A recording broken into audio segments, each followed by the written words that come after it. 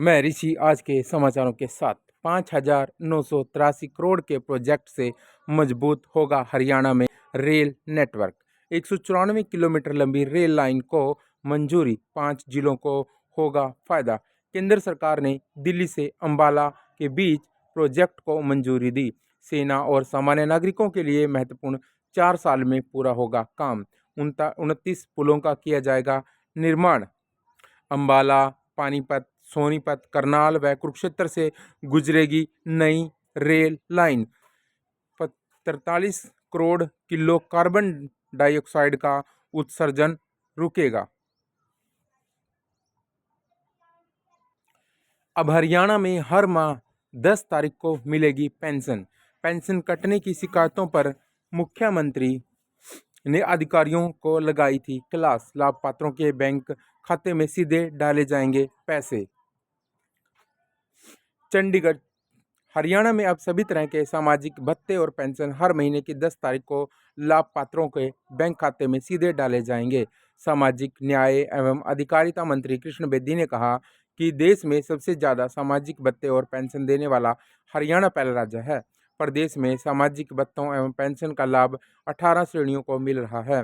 वर्तमान में 36 लाख पात्र व्यक्तियों को 3200 रुपये महीने के हिसाब से पेंशन दी जा रही है। यह बढ़ी हुई राशि गत 1 नवंबर से लागू हो चुकी है और सभी लाभपात्रों को राज्य सरकार द्वारा गत 10 फरवरी को डीबीटी के माध्यम से आवंटित की जा चुकी है। प्रदेश में सबसे ज़्यादा 21 लाख बुजुर्गों का वृद्धावस्था और 7 लाख महिलाओं को विधवा पेंशन मिल रही है।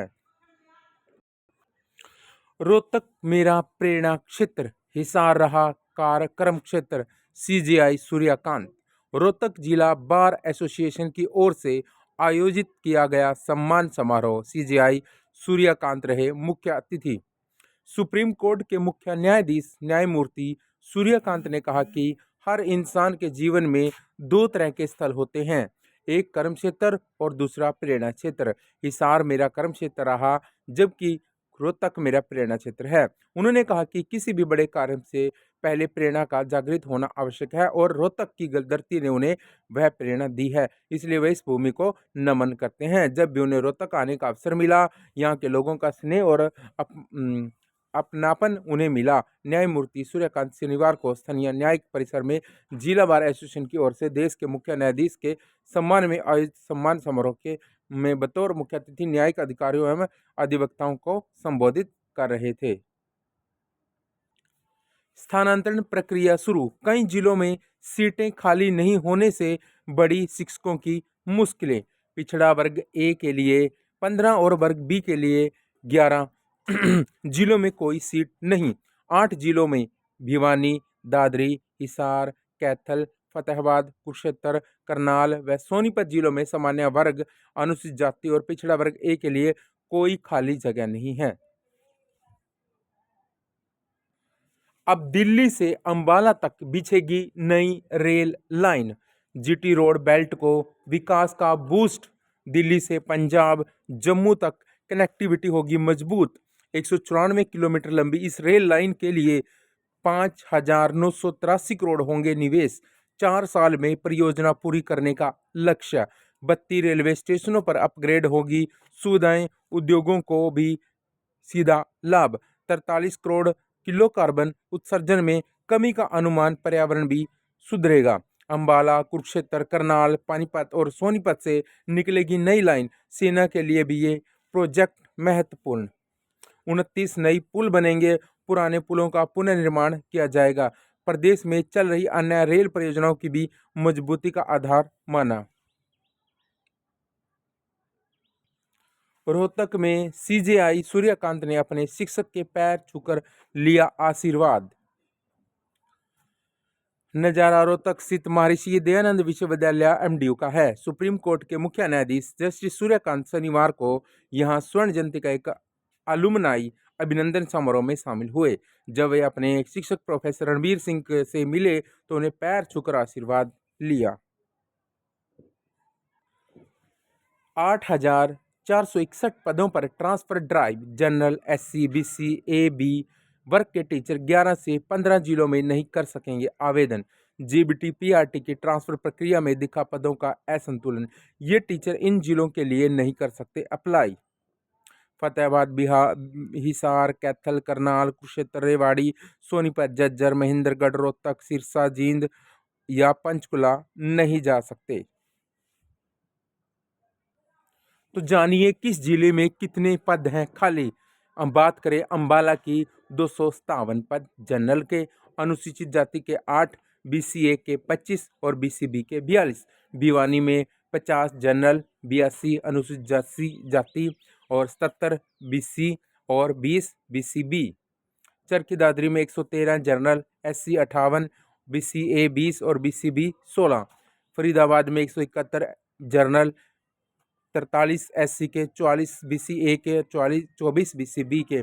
फतेहाबाद में 30 जनरल के, 46 एससी के, 60 एससी बीसीए के और 51 बीसीबी के हैं। इस तरीके से पूरी डिटेल आपके समक्ष पेश कर रहा हूं मैं, आप चेक कर सकते हो। पूरी डिटेल में आपके पास ये न्यूज़ दिख रही है आपको। 1000 युवा चयनित होंगे, किसमें होंगे, क्या होगा। ग्रामीण युवा करेंगे स्किल डेवलपमेंट कोर्स, 75% फीस देगी प्रदेश सरकार, 100% राशि में से 50% वापस करेगी सरकार। प्रदेश में अब ग्रामीण इलाकों में युवाओं को स्किल कोर्स कराए जाएंगे। युवाओं को महज 25% फीस जमा करानी होगी, जबकि 75% फीस सरकार वहन करेगी। यह course Hartron Haryana state electronic development corporation limited की ओर से कराए जाएंगे। हार्ट्रॉन की योजना है कि 1000 युवाओं को हर साल कोर्स कराएंगे। मार्च 2026 में इसके लिए टैलेंट सर्च एग्जाम का आयोजन होगा। इनमें से ही युवाओं का चयन किया जाएगा और इन युवाओं को एआई के अलावा अन्य कई कोर्स कराए जाएंगे। Skill assistant fellowship in acquired IT learning सफल के तहत हार्ट्रॉन की ओर से शहरी इलाकों की बजाय ग्रामीण इलाकों में रहने वाले युवाओं के लिए यह योजना तैयार की गई है, ताकि देहात में रहने वाले युवाओं भी टैलेंट हासिल कर सके। और अनुमूलन देखने में आया है कि देहात में युवा कंप्यूटर की बेसिक नॉलेज ही लेते हैं, जबकि अब एआई का समय है। ऐसे में युवाओं के लिए एडवांस कोर्स तैयार किए जा रहे हैं, ताकि वे कोर्स के बाद अपना भविष्य बना सकें। 2029 से एडमिशन शुरू होंगे। आंध्र प्रदेश में देश की पहली एआई यूनिवर्सिटी, 8वीं से प्रवेश। अमरावती को ही क्यों चुना। अमरावती बड़ा शैक्षणिक केंद्र है। यहाँ वीआईटी, एसआरएम, अमृत विवि, एनआईटी, बीआईटीएम्स और लॉ यूनिवर्सिटी जैसे संस्थान मौजूद हैं और इन्हीं संस्थानों के छात्र, शिक्षक और शोध वातावरण का लाभ उठाने के लिए अमरावती को एआई विश्वविद्यालय के लिए चुना है।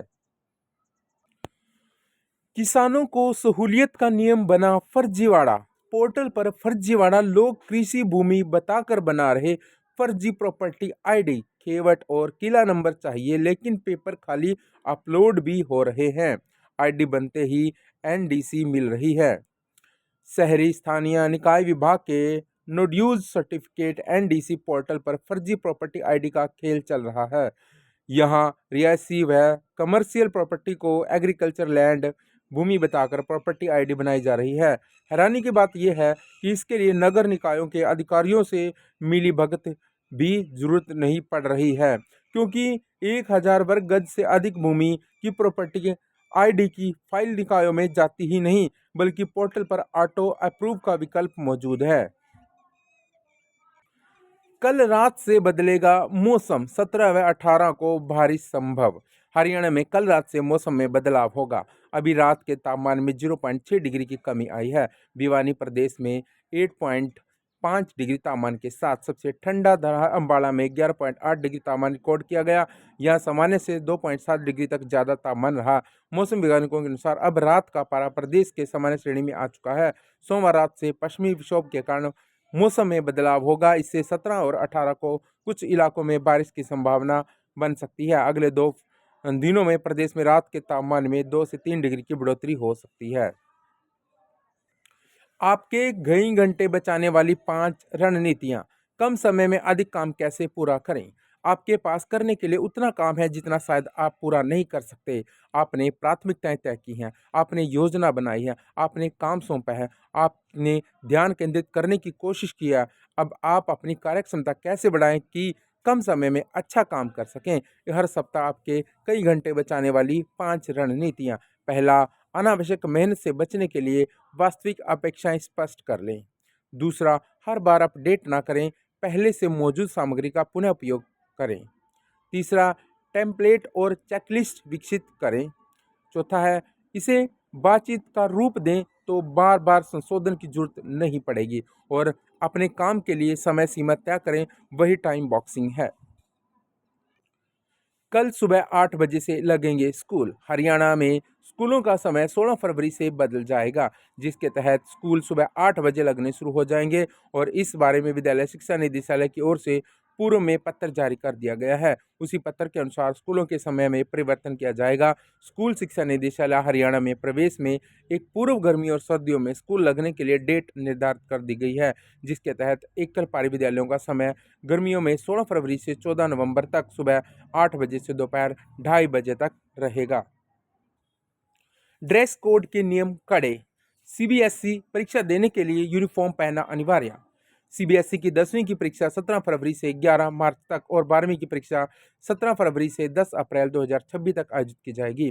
बोर्ड ने इस बार ड्रेस कोड और सुरक्षा प्रोटोकॉल को लेकर स्पष्ट गाइडलाइन जारी की है।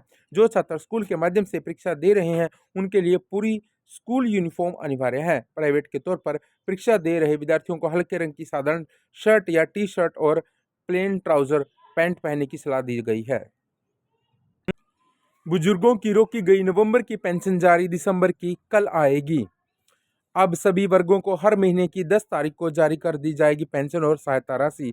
मामला संदिग्ध हुआ तो भी पेंशन जारी रहेगी। लाभार्थी के अपात्र घोषित होने पर भी कटेगी पेंशन।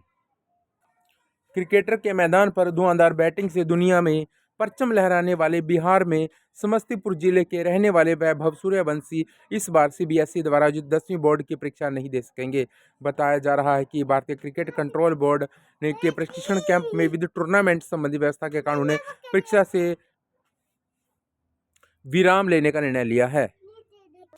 अब सुविधा। एससी की जर्नल डिब्बों में भी होगी साफ सफाई। ट्रेन में स्टाफ की बर्थ कटौती में बढ़ेगा राजस्व। यात्रियों की मिलेंगी ज़्यादा सीटें। एससी फॉर्म प्रथम और एससी द्वितीय जैसी श्रेणियों में अब स्टाफ के लिए सीटें नहीं आरक्षित। चालू वित्तीय वर्ष में लागू होगी व्यवस्था। वेटिंग वाले यात्रियों से भरेगा रेलवे का खजाना। तो आज के समाचार यहीं तक साथियों। तो अगर नई अपडेट आपको अच्छी लगी तो प्लीज़ ज़रूर चैनल को एक बार सब्सक्राइब करना, ताकि मेरे मोटिवेशन बढ़े और नई अपडेट आपके पास समय पर पहुंच जाए। जय हिंद।